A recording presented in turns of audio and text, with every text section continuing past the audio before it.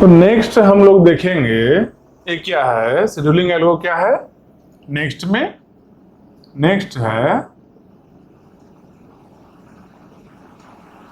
Longest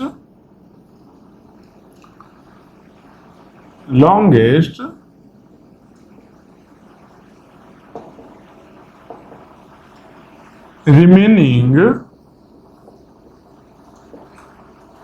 time first. Next क्या है, longest remaining time first. Longest remaining time first है। अब इसमें क्या होगा, लॉन्गेस्ट रिमेनिंग टाइम फर्स्ट का मतलब क्या है, नाम से ही लग रहा है कि जिसका सबसे ज्यादा रिमेनिंग टाइम होगा, बचा हुआ टाइम होगा। कौन सा टाइम बचा हुआ हो सकता है, टाइम कितना टाइप का है, क्वेश्चन में जो गिवन होता है कितना टाइप का, एक अराइवल टाइम गिवन होता है और एक बर्स्ट टाइम होता है। अराइवल टाइम तो फिक्स होता है, जब प्रोसेस क्रिएट हुआ वही उसका अराइवल टाइम हो गया, उसमें बचा ना बचा कोई चीज है नहीं ऐसा, मतलब कि रिमेनिंग कर रहा है, मतलब कि एक और टाइम बचा बर्स्ट टाइम। तो रिमेनिंग जो है लॉन्गेस्ट रिमेनिंग, मतलब जिसका सबसे लंबा बर्स्ट टाइम बचा हुआ होगा, रिमेनिंग होगा, उसको पहले सीपीयू में लेकर आएंगे। मतलब कि बात क्या है, बर्स्ट टाइम के अकॉर्डिंग ही शेड्यूल करना है। यहां भी जैसे लॉन्गेस्ट जॉब फर्स्ट में बर्स्ट टाइम के अकॉर्डिंग शेड्यूल किए थे, यहां भी बर्स्ट टाइम के अकॉर्डिंग ही शेड्यूल करना है। तो यहां क्राइटेरिया क्या हो गया, क्राइटेरिया क्या होगा, शेड्यूलिंग क्राइटेरिया ये भी हो गया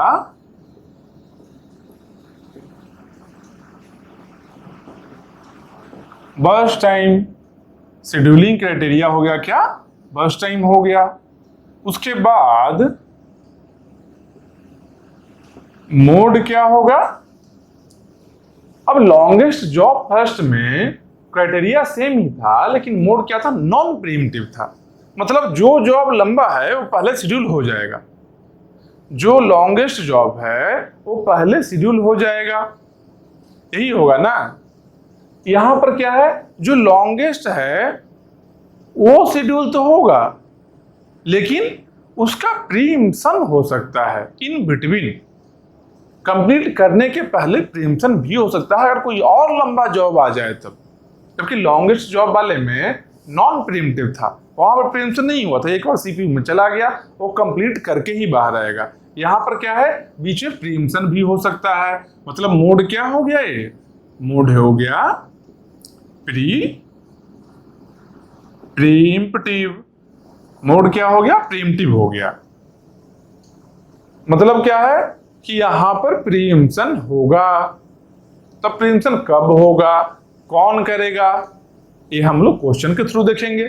क्या, तो क्वेश्चन इसको अच्छा से समझना, इसको बहुत आराम से समझना, क्योंकि यहां पर कुछ चीज गलती होने का चांस बहुत ज्यादा है। प्रीएम्पशन हो रहा है ना, इसके चलते कहीं कहीं गलती होने का चांसेस बढ़ जाता है। जैसे रेडी क्यू में क्या था, जो राउंड रोबिन में रेडी क्यू बनाए थे ना एक, तो उसको मेंटेन करना पड़ता था ना, वैसे ही यहाँ पर रिमेनिंग टाइम को, यहाँ पर ये जो रिमेनिंग टाइम दिया है ना, यहाँ पर है जो रिमेनिंग टाइम जो इसका दिया है, रिमेनिंग टाइम को मेंटेन करना होगा हम लोग को, क्योंकि लॉन्गेस्ट रिमेनिंग टाइम के ही अकॉर्डिंग हम लोग शेड्यूल करने वाले हैं। इसलिए थोड़ा सा अलर्ट रहना है इसको सॉल्व करने में, बाकी कोई टफ नहीं है, आसान ही है। तो अब देखो कैसे कैसे होगा। पहले हम लोग क्या बनाएंगे, पहले एक टेबल बनाते हैं अच्छा से, एक क्वेश्चन को आराम से बनाएंगे, एक ही क्वेश्चन बनाएंगे, ढंग से बनाएंगे। सबसे पहला क्या होता है ऐसा क्वेश्चन में, शेड्यूलिंग वाले में, सबसे फर्स्ट होता है प्रोसेस आईडी, एक कॉलम हो गया प्रोसेस आईडी का, फिर क्या हो गया अराइवल टाइम का, फिर हो गया अराइवल टाइम का, फिर क्या हुआ बर्स्ट टाइम का हो गया बर्स्ट टाइम। यही तीनों गिवन होगा क्वेश्चन में ना।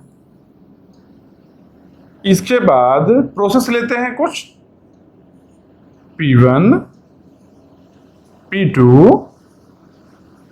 P3, P4, P5। 5 प्रोसेस यहां भी लेते हैं। चलो 5 प्रोसेस को समझ लिए, मतलब कि सब प्रोसेस समझ लेंगे।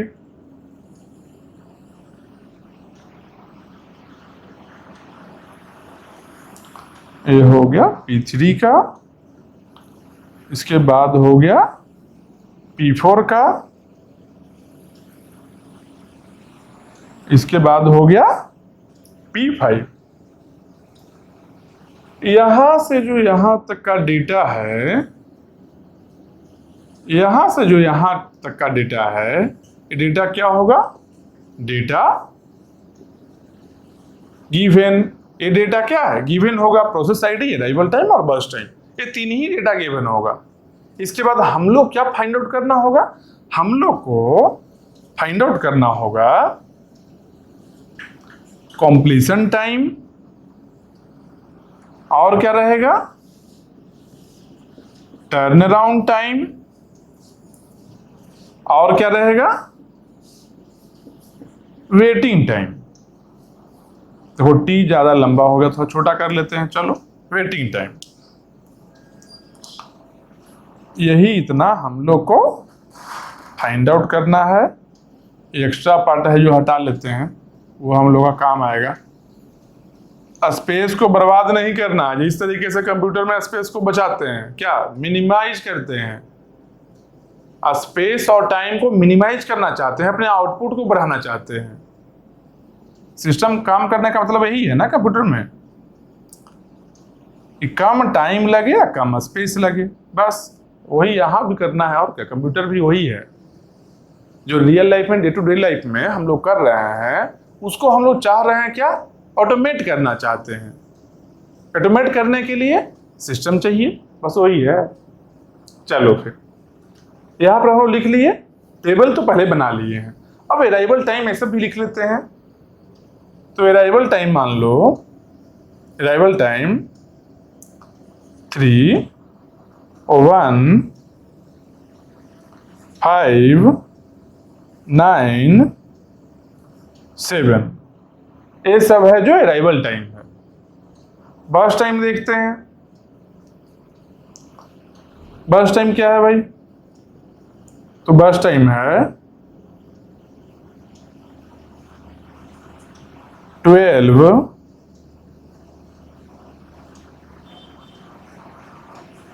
17,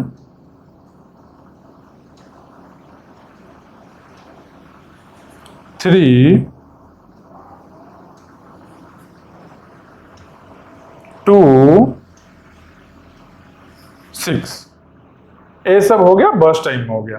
अब देखो इस टेबल में हम लोग को प्रोसेस आईडी, अराइवल टाइम और बर्स्ट टाइम मिल चुका है। हम लोग करना क्या है? शेड्यूलिंग करना है। कैसे करना है? अकॉर्डिंग टू बर्स्ट टाइम करना है। मोड कैसा है? प्रीएम्प्टिव है, मतलब प्रीएम्पशन हो सकता है। और बर्स्ट टाइम है जो रिमेनिंग टाइम देखेंगे। बर्स्ट टाइम में कैसे देखेंगे वो बताएंगे अभी क्वेश्चन में। चलो तो यहाँ सबसे पहला स्टेप हम लोग क्या करेंगे? सबसे पहला स्टेप जो है, जो हम लोग करेंगे क्या, जो हमेशा से करते थे, गैंट चार्ट बनाते थे। तो गैंट चार्ट हम लोग बनाएंगे। गैंट चार्ट क्या है? एक्चुअल सीपीयू में करेंटली चल क्या रहा है उस चीज को बताता है। कौन प्रोसेस कब गया सीपीयू में, कब बाहर आया, ये सब कुछ गैंट चार्ट ही बताता है। इसलिए तो इसको ड्रॉ करते हैं। तो गैंट चार्ट कहाँ से स्टार्ट हुआ है? गैंट चार्ट 0 से ही स्टार्ट हुआ। 0 में सिस्टम ऑन किए हैं। 0 में अब देखेंगे 0 में कौन सा प्रोसेस आया है। 0 में कौन सा प्रोसेस आया है? देखो अराइवल टाइम 0 किसका है? 0 0 0 0 किसी का नहीं है। 0 में कोई नहीं आया है, मतलब कि अभी सिस्टम को जब ऑन किए कोई प्रोसेस है ही नहीं। तो सिस्टम क्या करेगा? वेट करेगा प्रोसेस को आने का। तो प्रोसेस कब आया? सबसे पहला प्रोसेस कब आया है? देखो 3, 1, इससे छोटा 1 है, 1 से छोटा कोई और है नहीं है, क्योंकि 0 तो है ही नहीं। मतलब कि सबसे छोटा यही है, P2 है। तो 1 पर और कोई आया है क्या? देखो 1 पर और कोई आया है क्या? कोई नहीं आया है। मतलब P2 अकेला ही है 1 पर। मतलब कि 0 से 1 तक CPU पहले तो भाई आइडियल रहा, इसको बना लिए, फ्री है, आइडियल है, कोई काम नहीं था। 1 पर कौन आया? 1 पर आया है P2। तो 1 पर आया P2 तो क्या करेंगे, यहां पर P2 को बनाएंगे।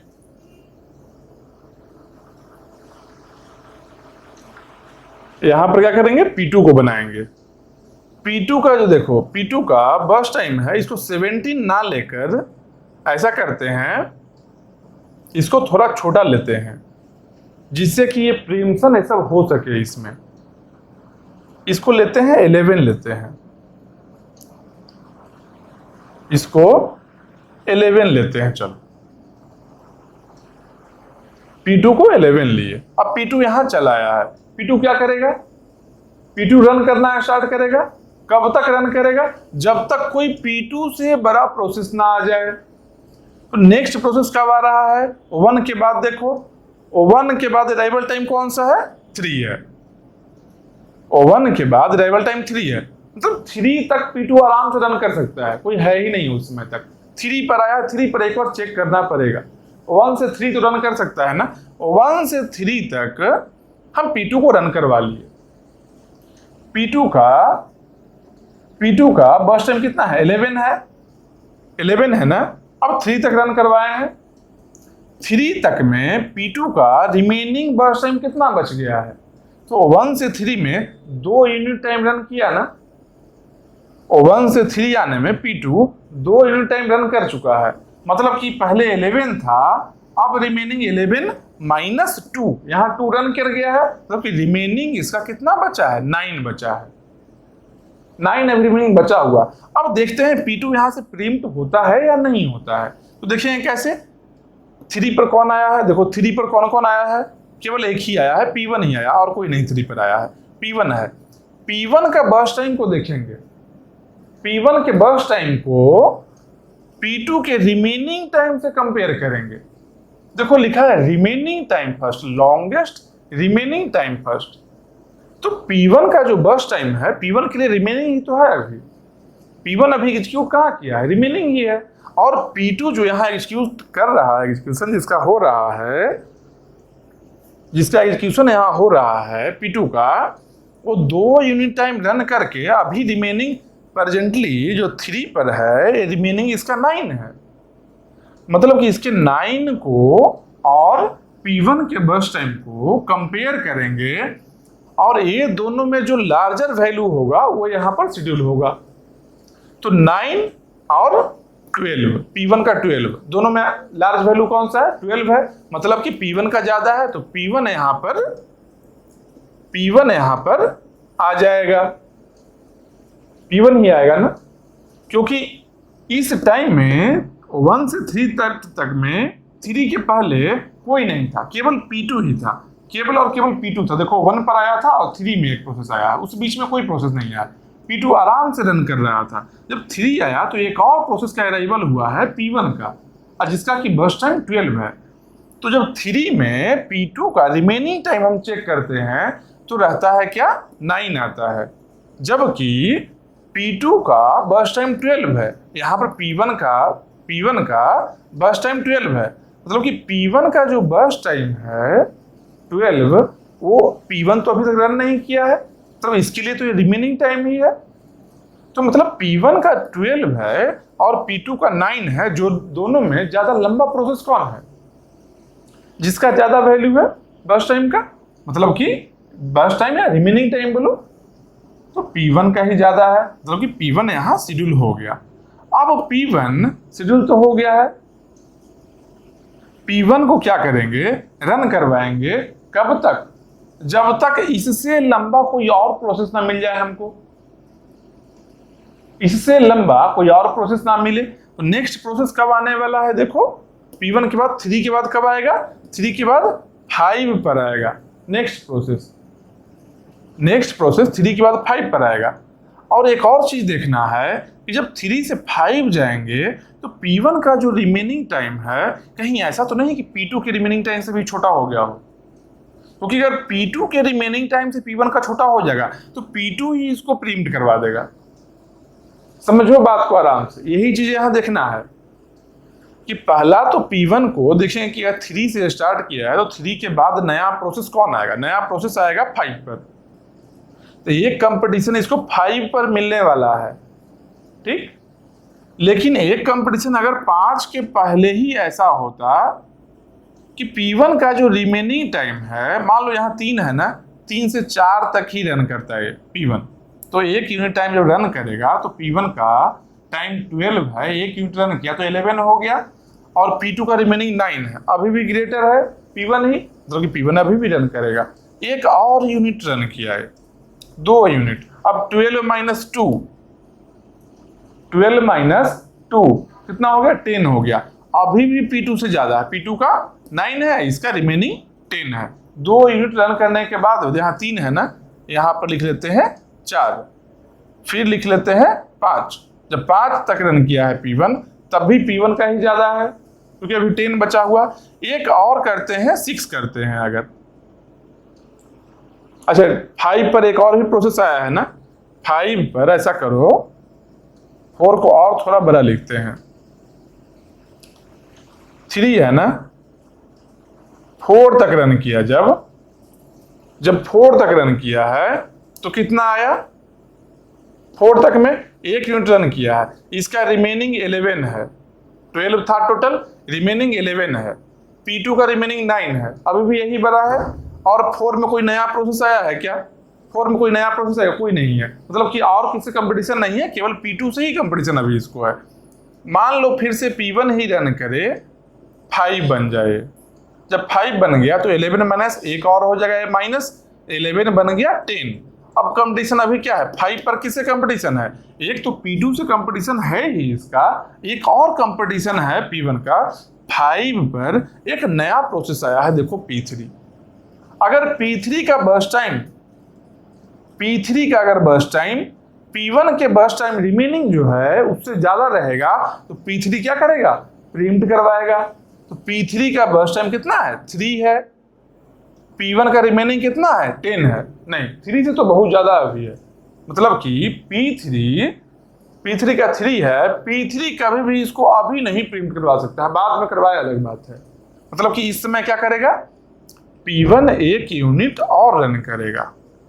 इसमें हर एक यूनिट में चेक करना है, याद रखना, हर एक यूनिट में चेक करना है, यही बात यहां पर है। तो P1 ही आ गया, जब P1 आया तो 5 से कितना हुआ, अब 6 पर चला गया है। अब जब 6 पर गया तो 5 से जब 6 गया है तो 10 से कितना कम गया, 1 कम होकर 9 आ गया। अब 6 में कोई और प्रोसेस आया है क्या, 6 में कोई और प्रोसेस नहीं आया है, P3 था जो कि अभी इसका 3 है, अभी भी वो 3 से ज्यादा है 9, लेकिन P2 का देखो 9 है, ये कम होते होते P2 के बराबर आ गया है ना। तो जब P2 के बराबर आ गया है कम होते होते, इसका मतलब अब क्या होगा, अब P2 ही इसको प्रीएम्प्ट करवा देगा। अब P2 है जो P1 को प्रीएम्प्ट करवाया, क्यों, क्योंकि P2 और P1 का दोनों का इक्वल है। P2 बोलेगा कि हम, मेरा भी इक्वल है, हम जाएंगे, P1 बोलेगा हम जाएंगे, तो क्या होगा, दोनों बोलेगा ठीक है, अराइवल टाइम जिसका कम है वो चलेगा, जो होता यही है, सेम होने में अराइवल टाइम के अकॉर्डिंग होता है। तो P1 और P2 में अराइवल टाइम कम किसका है, देखो इसका 3 है, इसका 1 है, मतलब P2 है, इसका मतलब क्या, यहां पर कौन आएगा, यहां पर आ गया P2 यहां आ गया, और 1 यूनिट टाइम के लिए रन किया, 6 से 7 गया, यहाँ 9 था ना, अब इसका रिमेनिंग हो गया 8, 6 से 7 गया तो अब 8 हो गया। अब जैसे ही 8 हुआ तो 7 में कोई और प्रोसेस आया है क्या, हाँ देखो 7 में एक और प्रोसेस आया है, P5 आया है। तो P5 का बर्स्ट टाइम को भी देखेंगे, अब P5 का बर्स्ट टाइम कितना है, 6 है, तो P2 का 8 है रिमेनिंग, अभी भी 8 रिमेनिंग है। तो भाई 6 से तो 8 ज्यादा है ना, मतलब कि P5 इसको प्रीएम्प्ट नहीं करवा सकता है, उससे अभी भी ज्यादा है। लेकिन P1 का तो रिमेनिंग 9 है ना, तो अब तो P1 बोलेगा ना कि मेरा रिमेनिंग ज्यादा हो गया, मतलब कि अब P1 चला आएगा, P1 इसको प्रीएम्प्ट फिर से करवा देगा, मतलब यहां क्या आया, यहां पर P1 आ गया। समझ रहे हो क्या हो रहा है, किस तरीके से हो रहा है, आपस में ही प्रीएम्प्शन का खेल चल रहा है। क्यों, लॉन्गेस्ट रिमेनिंग टाइम है, ये बहुत ट्रिकी पार्ट है, रिमेनिंग टाइम काउंट कर रहा है। बर्स्ट टाइम नहीं है जो फिक्स रहता है, रिमेनिंग टाइम बार बार चेंज होते रहता है। जिसका लॉन्गेस्ट भी रिमेनिंग टाइम होता है, सिंपल सोचो, यहाँ पर P1 का रिमेनिंग टाइम लॉन्गेस्ट था ना, यहाँ से स्टार्ट किया तो 12 था ना। देखो थोड़ा देर एग्जीक्यूट करने के बाद P2 के रिमेनिंग टाइम से छोटा बन गया है। थोड़ा देर एग्जीक्यूट करने के बाद P1 है जो छोटा, जैसे जितना देर एग्जीक्यूट करेगा, मान लो मेरे पास ज्यादा पैसा है, एक मेरा दोस्त है उसके पास में 100 रुपया है, मेरे पास में 500 रुपया है, ठीक। हम बोल रहे हैं कि जिसका ज्यादा पैसा रहेगा वो खर्च करेगा। हम खर्च करना शुरू किए, तो जब खर्च करना शुरू किए तो खर्च करते करते एक टाइम तो ऐसा आना ही है ना, जब मेरे दोस्त के पास 100 रुपया था, मेरे पास 500 ही अगर था, खर्च करते करते एक टाइम आया कि मेरे पास 300 रहेगा, उसके पास 100 रहेगा। फिर एक टाइम आया कि मेरे पास 200 है, उसके पास 100 है, उसका तो कांस्टेंट है, कम नहीं रहा है, मेरा तो कम रहा है। फिर हुआ क्या, मेरे पास 150 रहेगा, उसके पास 100 रहेगा। फिर 120 रहेगा मेरे पास, उसके पास 100 रहेगा। फिर एक ऐसा टाइम आएगा कि मेरे पास 90 हो जाएगा, उसके पास 100 हो जाएगा। तब तो ज्यादा उसके पास हो गया कि मेरा तो खर्च हो रहा था। बस वही चीज यहां भी है।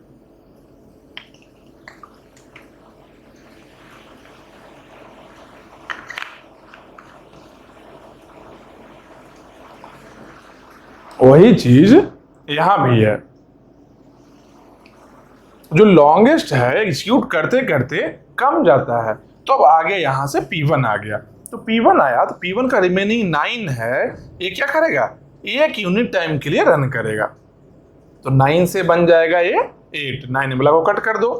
अब 8 में कोई और प्रोसेस आया है क्या, देखो 8 में कोई और प्रोसेस नहीं आया। P1 P2 तो आपस में वहां देख ही रहा है। 8 में आया है P3 और P5। 8 के पहले तक में P1 और P2 तो यहाँ है ही पहले से, और उसके अलावे P3 और P5 अवेलेबल है यहाँ पर, लेकिन P3 का 3 है और P5 का 6 है। 3 और 6 दोनों ही कम है दोनों से, मतलब यही दोनों अभी रन करेगा आपस में। फिर क्या हुआ, P1 आया, अब P1 और P2 का इक्वल हो गया। अब इक्वल जैसे ही हुआ, जिसका अराइवल टाइम कम होगा वो यहाँ पर आएगा। तो अराइवल टाइम कम किसका है, अब देखो P1 P2 में, P1 और P2 में अराइवल टाइम कम किसका है, P2 का है। मतलब कि फिर से यहां पर P2 आया। हर एक यूनिट टाइम में चेक करना होगा, ये बात याद रखना। तो यहां पर P2 आ गया। अब क्या होगा, जब P2 आ गया है, एक यूनिट टाइम के लिए फिर से P2 रन किया। तब एक यूनिट टाइम के लिए रन किया P2, तो P2 का पहले 8 था, अब हो गया 7 हो गया। देखो अब किसी का P3 और P5 अभी भी 7 से छोटा है, मतलब कि वो दोनों P2 को तो नहीं प्रिम्प्ट करवाएगा, लेकिन P1 का 8 है, P1 ही प्रिम्प्ट करवा देगा इसको फिर से।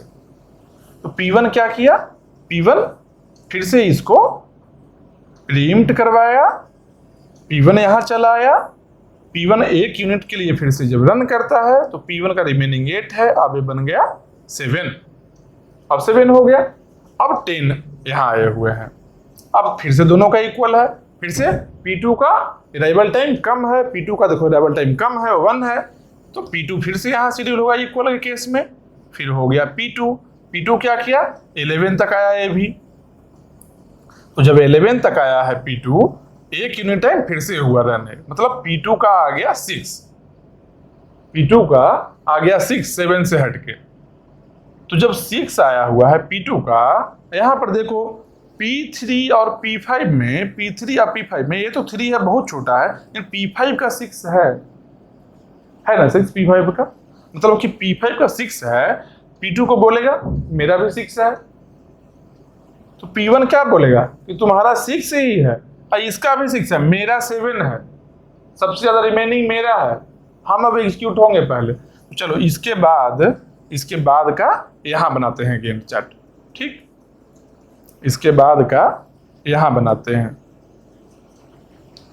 तो अब क्या हुआ, P2 था ना, P2 के बाद में यहां कौन आना था, P2 के बाद कौन आएगा, P1 आएगा। क्यों, क्योंकि इसका 7 है रिमेनिंग टाइम, तो यहां पर कौन आ गया, यहां पर आ गया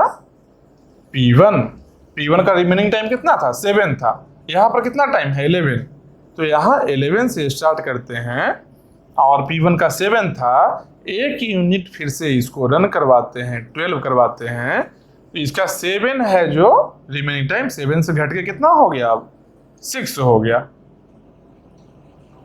अब P1, P2 और P5 तीनों कंपटीशन में आ गए, क्योंकि P5 का 6 है बस टाइम और P2 और P1 का भी, ये तो कट गया, P2 का 6 है, P1 का भी 6 है, 3 का 6 है। अब तीनों फाइट कर रहा है कि तीनों यहां पर आने के लिए, तीनों में आएगा पहले कौन, जब तीनों का इक्वल है रिमेनिंग टाइम तो कौन आएगा, जिसका कि अराइवल टाइम कम होगा। तो अराइवल टाइम कम किसका होगा, P2, P1 और P5। P2, P1 और P5 में अराइवल टाइम कम तो P2 का ही है ना, P2 का ही है ना, मतलब कि P2 ही यहाँ आएगा, जिसका अराइवल टाइम कम है, इक्वल है, तो अराइवल टाइम देखेंगे यहाँ कौन आ गया, यहाँ आ गया P2। P2 को क्या करेंगे, अब P2 को एक यूनिट टाइम के लिए रन करवाएंगे। 12 से स्टार्ट हुआ, 13 पर एंड हुआ। P2 का रिमेनिंग टाइम कितना था, P2 का रिमेनिंग टाइम 6 था, अब 6 कट हो गया, यहाँ पर नया आ गया 5। जब 5 चलाया तो अब कौन कौन फाइट करेगा, अब बोलेगा क्या, P1 बोलेगा कि तुमसे हम ज्यादा है 5, तुम 5 हो हम 6 हैं। P5 भी बोलेगा कि तुम 5 हो हम 6 हैं। तब P1 और P5 दोनों चाहेगा यहाँ पर आने के लिए, क्योंकि P2 सबसे छोटा हो गया, तब P1 और P5 आपस में फाइट करेगा। तो P1 और P5 आपस में फाइट करेगा, दोनों का रिमेनिंग टाइम तो इसका 6 है, इसका भी 6 है, लेकिन अब दोनों जब सेम रहे तो क्या होगा, अराइवल टाइम के अकॉर्डिंग होगा। तो अराइवल टाइम दोनों में किसका कम है, तो देखो P1 है और P5 है, अराइवल टाइम इसका 3 है, इसका 7 है, मतलब कि P1 जीत गया अराइवल टाइम से। मतलब कि यहाँ पर कौन आया, यहाँ पर P1 आ गया। जो कितना बार ट्राई किया है P5, लेकिन अभी तक नहीं आ पा रहा है, समझ रहे हो, ये देखते जाओ आराम से, इसको एकदम अच्छे से समझ लो, एक क्वेश्चन को समझो, कभी नहीं भूलोगे। अब यहाँ आया है P1 पहले 6 था रिमेनिंग टाइम, 6 को ये ऊपर में लिखते जाना, 6 है, अब यहाँ पर हो गया 5। ऊपर में रिमेनिंग टाइम हमेशा ही मेंशन करना है, नहीं मेंशन करोगे गलत कर दोगे।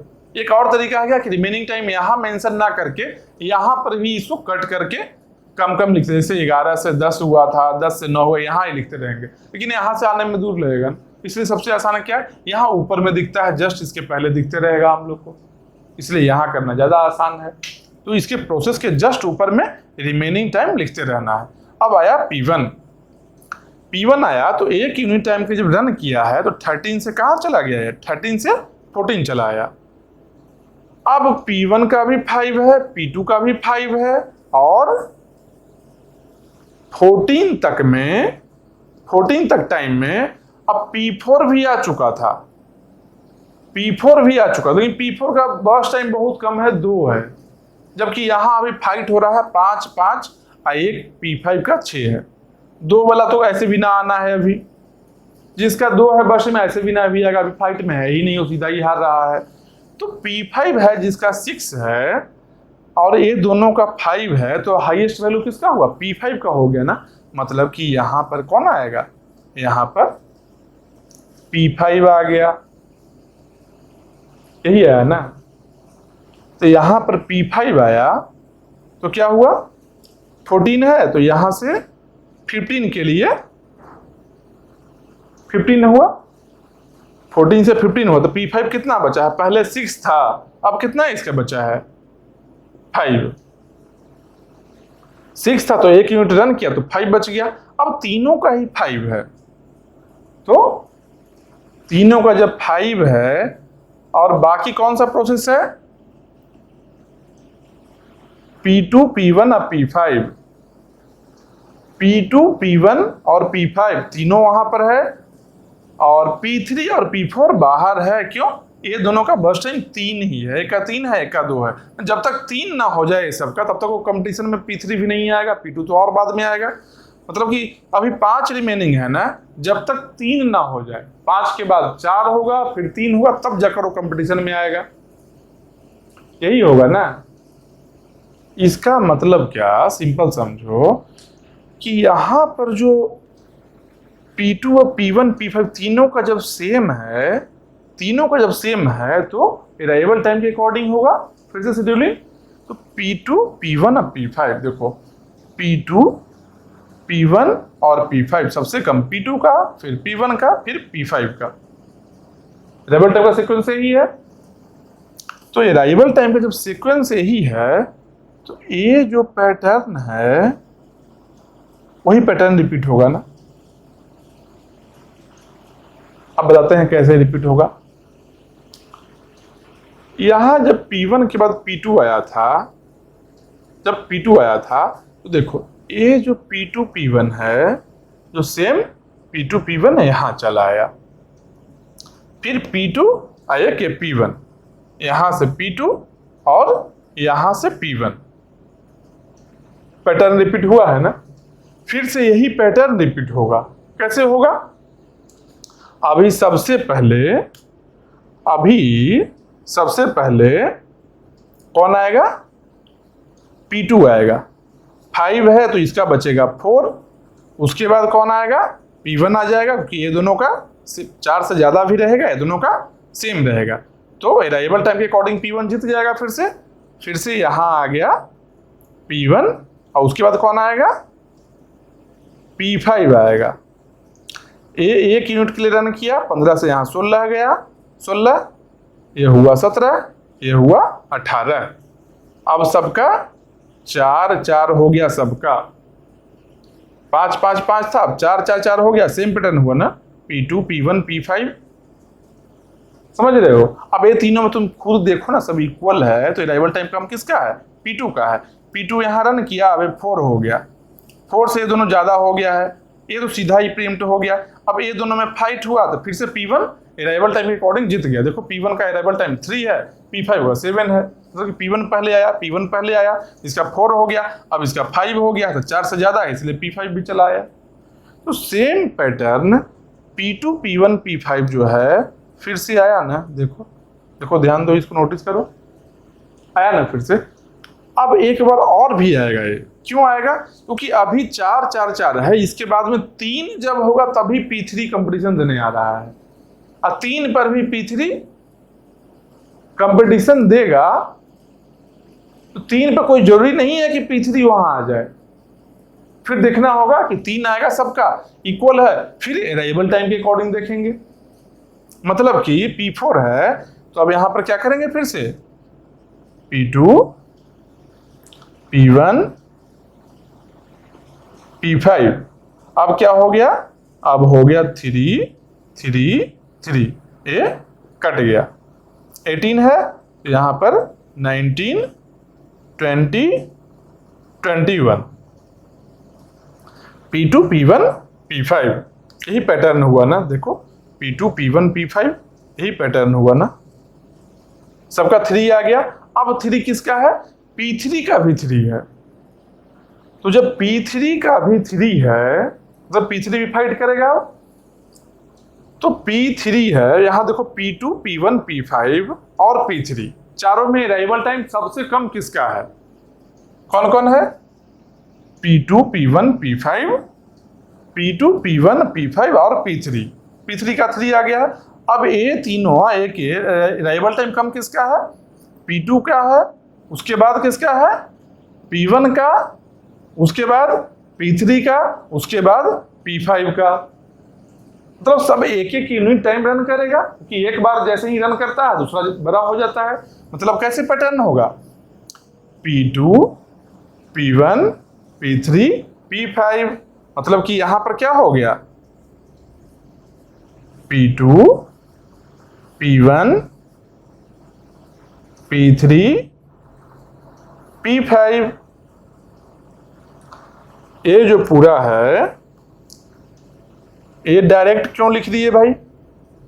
डायरेक्ट क्यों लिख दिए? क्योंकि ये सबका 3 है, तो एक जैसे ही रन करेगा तो P2 का बन जाएगा 2, P2 का बन जाएगा 2, फिर P1 आएगा अराइवल टाइम के अकॉर्डिंग जीत कर, बाकी सब तीनों में, तो P1 का बन जाएगा अभी 2, फिर उसके बाद P5 और P3 बचेगा, P5 का 3 है, P3 का भी 3 है, लेकिन अराइवल टाइम P3 का कम है। अराइवल टाइम P3 का P5 से कम है, मतलब कि P3 यहां जीतेगा तो P3 आया, P3 का भी बच गया 2, P5 की बच गया 2। समझ रहे हो? अब इसके बाद में 2 जब बच गया है, अब देखो एक और भी प्रोसेस आने वाला है। 2 में देखो एक और प्रोसेस आएगा। देखो बर्स्ट टाइम 2 किसका है? बर्स्ट टाइम 2 किसका है? P4 का है। तो बर्स्ट टाइम 2 जब P4 का है, अब तो ये भी फाइट करेगा ना, तो सबका 2 है वहां पर, और इसका भी 2 है। मतलब कि अब कैसे रन करेगा? अब अराइवल टाइम के अकॉर्डिंग एक एक यूनिट रन कर जाएगा। अराइवल टाइम देखो सबसे कम किसका है? P2, P1, P3, P5, P4, P2, P1, P3, P5 और लास्ट में रहेगा P4। तो यही पैटर्न है, इसे आगे P4 जुड़ेगा, मतलब क्या? P2, P1, P3, P5 और P4। P4 कहां से आया? देखो P4 यहां से आया, इसका अराइवल टाइम सबसे ज्यादा है। जिसका अराइवल टाइम कम होगा वो पहले आएगा ना, क्योंकि रिमेनिंग टाइम सबका सेम हो गया था, इसके चलते। तो अब क्या होगा? यहाँ सबका 2 था और इसका भी बर्स्ट टाइम 2 था, सब एक एक यूनिट के लिए रन कर गया, तो बचा कितना? 1 1 1 1। सबका 1 1 रिमेनिंग हो गया, इसका भी 1 रिमेनिंग हो गया। अब देखो कहां से है, 21 था ना, 21 से अब आगे लिखेंगे कितना हो गया? 21 से 22, 23, 24, 25, यहां पर लिख दो 25, इसके बाद 26, 27, 28, 29, 30, तो यहां आ गया 30 तक में यहां आया है ना। अब इसके बाद देखो स्पेस यहां नहीं रहा, इसलिए यहां बनाते हैं, ठीक। इसके बाद अब सबका छोटा ही बचेगा। इसके बाद क्या है? सबका एक एक ही है, सबका एक है। देखो रिमेनिंग टाइम सबका 1 है, जब सबका रिमेनिंग टाइम 1 है किसके अकॉर्डिंग होगा? अराइवल टाइम के अकॉर्डिंग होगा ना। तो अभी जैसे हुआ था अराइवल टाइम के अकॉर्डिंग, वैसे ही ना होगा। मतलब कि ये जो पैटर्न है यही पैटर्न है, यहां पर रिपीट हो जाएगा, यही पैटर्न होगा। देखो P2, P1, P3, P4, P5, P2, P1, P3, P5, P4, P5, P4, क्योंकि अराइवल टाइम के अकॉर्डिंग होना है। बर्स्ट टाइम तो रिमेनिंग टाइम इक्वल सबका था, अब सबका 1 हो गया है। अब ये पैटर्न पूरा रिपीट होगा यहां पर। देखो कैसे रिपीट होगा, क्या है? P2, P1, P3, P2, P1, P3, P5, P4, P5, P4। यहां क्या है? P2 एक बार रन किया, P2 का बचा कितना था? 1। अब 0 बच गया, अब इसका भी 0 हुआ, इसका भी 0 हुआ, इसका भी 0 हुआ, इसका भी 0 है, यहां पर कंप्लीट हो गया ये। तो 30 तक में यहां आया था, देखो सबका 1 1 था, एक एक यूनिट टाइम रन किया तो 0 0 सबका हो गया। यहां पर 30 आया था ना, 30 आया था ना जब P4 एंड हुआ था, तो यहां पर कौन रहा होगा? यहां पर P4 रहा होगा, यहां पर P4 रहा होगा। ये वाला कितना है? 30 है, वहां पर लिखे हुए थे हम लोग, तो क्या हो गया? यहां पर 31, 32, 33, 34, 35। 35 में हम लोग का ये जो लाइन है, जो कितना आया? 35 में हम लोग का सब प्रोसेस का एग्जीक्यूशन कंप्लीट हो गया। यही हुआ ना। तो मतलब कि अब यहां से हम लोग क्या करेंगे? यहां से हम लोग लिखेंगे, टेबल में एंट्री करेंगे गैंट चार्ट से। तो फिर से कहां से जाएंगे? देखो यहां पर क्या है? बहुत सारा रिपीट। देखो ये जो पैटर्न आया था,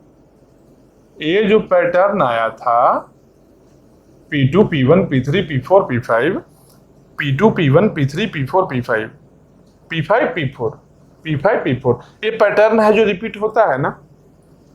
मतलब कि जब एक बार रिमेनिंग टाइम इक्वल होने लगता है ना, पूरा अराइवल टाइम के अकॉर्डिंग पैटर्न रिपीट होना शुरू होता है। बस उसको नोटिस कर लेना है, लिखते जाना, लिखने में आसान होगा। तो ये चीज को लिख लिए। अब क्या करेंगे, अब इससे फिल करेंगे टेबल में डेटा। कहां से, राइट से स्टार्ट करेंगे। राइट से क्यों करेंगे, क्योंकि प्रीएम्प्टिव है, इसलिए नॉन प्रीएम्प्टिव में कहीं से भी कर सकते हैं, लेकिन प्रीएम्प्टिव है, राइट से कंपलसरी है स्टार्ट करना। तो सिंपल एक चीज याद रखो, कभी भी गैंट चार्ट से डेटा फिल कर रहे हो तो राइट से ही स्टार्ट करना, हमेशा सब केस में सही होगा। तो अब देखो, राइट से गए, सबसे पहले P4 आया। P4 क्या है, 35। P4 क्या है, P4 है 35। और देखो यहां से जब अंदर जाएंगे P4 यहां भी आएगा। तो ये कंप्लीट हुआ था क्या, नहीं, यहां सबसे लास्ट वाला ही है, बाद में P4 आएगा, इसका कोई मतलब नहीं बनता है। तो इसीलिए सबसे लास्ट से शुरू करेंगे। P4 कितना, 35। P4 का 35, उसके बाद P5, P5 का 34, तो P5 का 34, उसके बाद P3 का 33, मतलब कि P3 का 33, इसके बाद P1 का 32, उसके बाद P1 का 32, P1 का 32, उसके बाद P2 का 31, P2 का 31, यही है ना। अब इसके बाद टर्न अराउंड टाइम कैसे करेंगे, सिंपल सा टर्न अराउंड टाइम क्या था, completion time minus arrival time, इसके अकॉर्डिंग कर लेंगे।